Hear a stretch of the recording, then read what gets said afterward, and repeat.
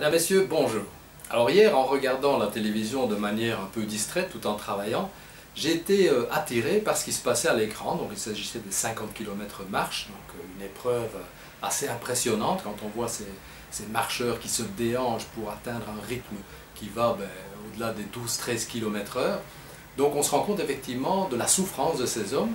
Et en particulier, mon attention a été attirée par l'exploit, peut-on dire, du Français Johan Diniz, qui après avoir mené une première partie de course assez rapide, en distançant très fort ses suiveurs, donc il a subi une grave défaillance, il a dû s'arrêter à un moment donné, il a attendu ses poursuivants, il est reparti, et puis à un moment donné il a chuté littéralement, donc presque en s'évanouissant, pour encore repartir à nouveau et à nouveau. Alors, ce qui m'a un peu choqué aussi en regardant ces images, ce sont les commentateurs qui finalement avaient l'air de ne pas comprendre cette attitude de se relever pour repartir et lui enjoignaient presque d'arrêter, d'abandonner.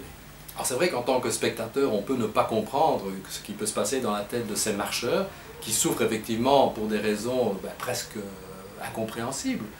Néanmoins, on peut s'imaginer qu'ils vivent à l'intérieur d'eux-mêmes des choses assez particulières pour atteindre un état de gloire, probablement. Alors, cela m'a rappelé une citation que j'aime utiliser également, de l'auteur Georges Livraga, et voici ce qu'il dit. « Sachez tenir toujours une minute de plus, en une résistance irrationnelle et héroïque. Cela représente-t-il un sacrifice, un effort douloureux?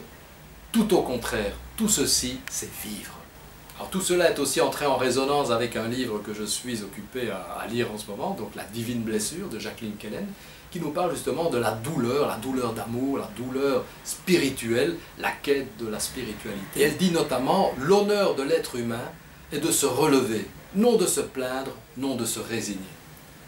Elle dit également sur le courage, l'énergie du cœur, que l'on nomme le courage, ne peut se développer et œuvrer qu'en toute liberté. Au plus le cœur est ouvert, au plus il montrera de la vaillance. Alors à travers cette citation, donc tenir une minute de plus, Georges Livraga nous invite vraiment à être courageux, à montrer notre courage, à montrer notre liberté, car c'est cela, vivre. Donc ce que je vous souhaite lorsque vous aurez des difficultés, peut-être physiques, mais dans d'autres domaines également, c'est de penser à cette phrase.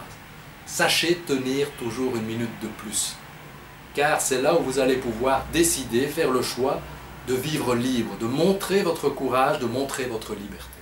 C'est cela, vivre, c'est cela, être humain. À bientôt.